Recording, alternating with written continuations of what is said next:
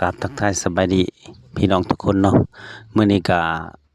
มาจากสุรินทร์ที่ลำพองก็ได้มีโอกาสเมื่อเล่นบุญบ้านเกิดเนาะคือบ้านแก่งสะพานทองก็เมื่อเยี่ยมยามพี่น้องปองปายเฮาก็หมู่คู่ที่บ่าวแซกสุรินทร์ได้มาอยู่บ้านพนแพงเนาะก็เป็นเวลาหลายเดือนแล้วก็เรียกว่าเป็นปีหลายปีแล้วเนาะก็บางครั้งก็เมื่อ ก็บ่ค่อยได้มีโอกาสเมื่อก็มีโอกาสเมื่อแต่ยามบุญนี่เนาะทุกคนเฮาก็มื้อนี้ก็สิเมื่อยามหมู่คู่เพื่อนฝูงมิตรสหายเนาะเฮาได้จากมาดนแล้วก็คิดอยากเมื่อเยี่ยมยามพี่น้องเฮา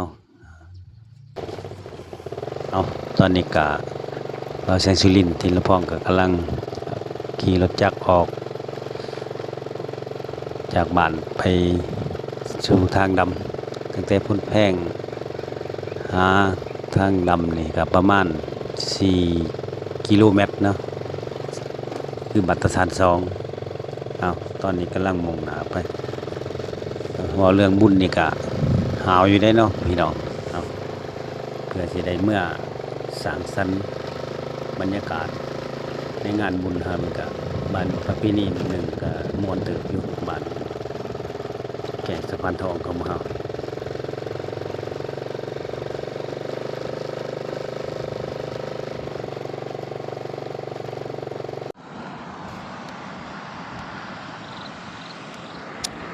ตอนนี้กำลังมุ่งหน้าไปแก่งสะพานทองจากพุทธแพงไปหาแก่งสะพานทองกับประมาณ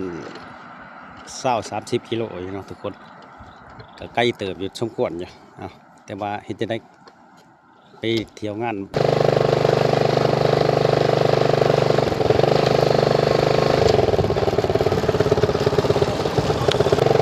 ตอนนี้กำลังหอรับต่อซองเส้นทางยาวไปธรรมศาสตร์ไปก่อนเป็นบรรยากาศงามๆ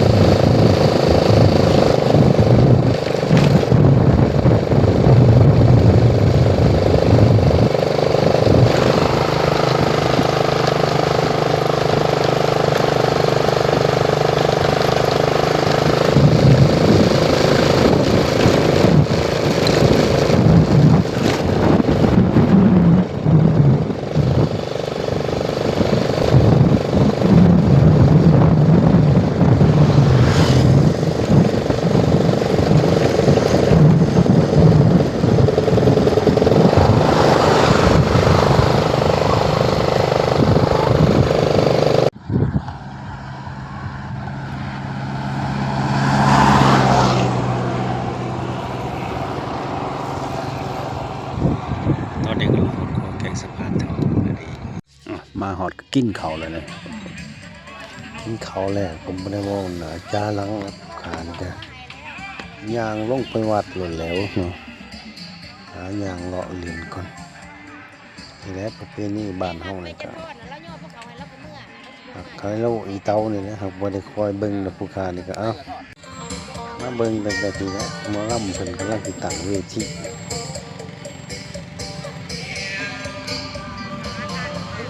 ขึ้นมา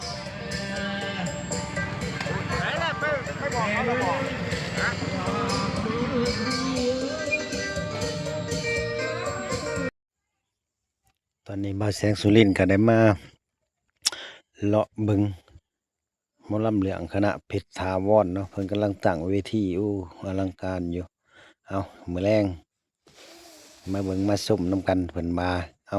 ผู้ขาก็สิได้มาเสียน้ำเพิ่นได้มื้อแรงเนี่ยเพราะว่าบุญเอาพอค่ำแล้วก็ลงมาเลาะเที่ยวงานก่อน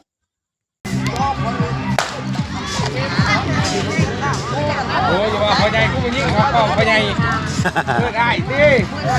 โอ้ยก็ว่าพ่อใหญ่ฮะเฮ็ดไปเฮ็ดไปจะทะเบียนผู้ยิ่งแล้วไม่เป็นพ่อใหญ่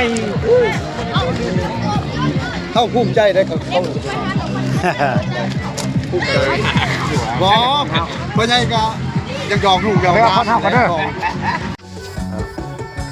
ก่อนจะพังลำพังเพลงค่ะก็จะเปิดฉากน้องนั่งหางเครื่องออกสู้หน้าเวทีก่อนมีเครื่องแล้วก็นอนกันว่าก่อนจะพังหมอลำบัดนี้กะมาหอดเวลานาทีของยาเอื่อยดอกอ้อเพชรผู้ไทยโอ้ลักก็ได้มาสู้หน้าเวทีอยู่ในคณะหมอลำเหลืองดอกผาเพชรทาวรเนาะอยู่ที่บันแกงสะพานทองโอ้ยมากหนาหลายตาแฟนคลับของยาเอื่อยดอกอ้อเพชรผู้ไทยอังขับค่าหน้าแหนนฮะบัจักมาไล่นำใจบัจักไก่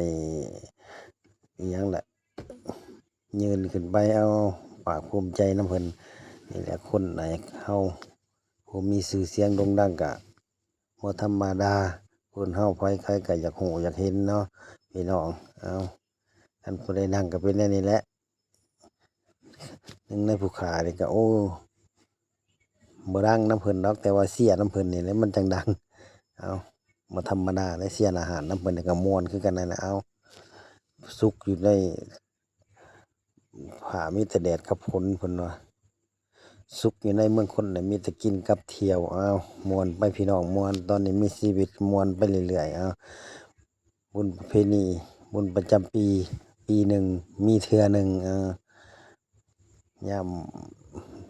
บ่ทุกข์เวียกก็ม่วนไปโลดพี่น้องอ้าวมันก็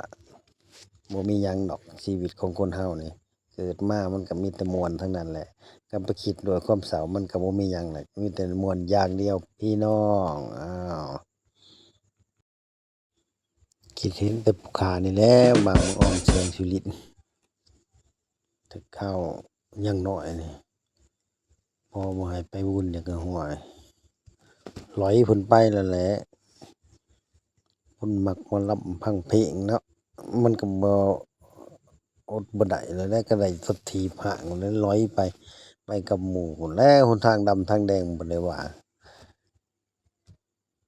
ถีบใส่อย่างเดียวปั่นไปอย่างเดียวเพื่อฮอดงานบุญนี่ก็ห่วยคันบ้านไกลเนี่ยก็เดึกตื่นพุ่นใดเนี่ยเห็นพังหมอลำหมอแคนเนาะปัจจุบันนี่ก็ยังสืบทอดพังเพลงพังลำคือเก่าม่วนซื่นคือเก่าพี่น้องเอาเมื่อธรรมดา